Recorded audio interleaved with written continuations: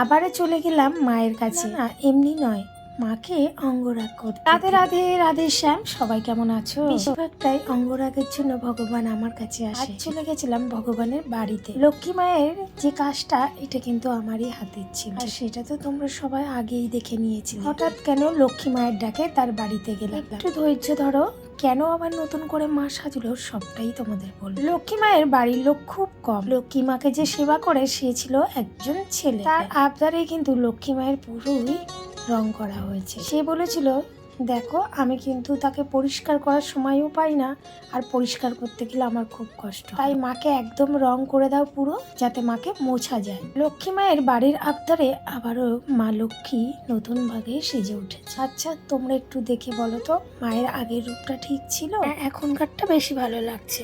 মা তো এমনি সুন্দর, তাই না? মায়ের মুখে অনেক দাগ ছিল, রং করাতে ওগুলো সব ঢাকা পড়ে গেছে।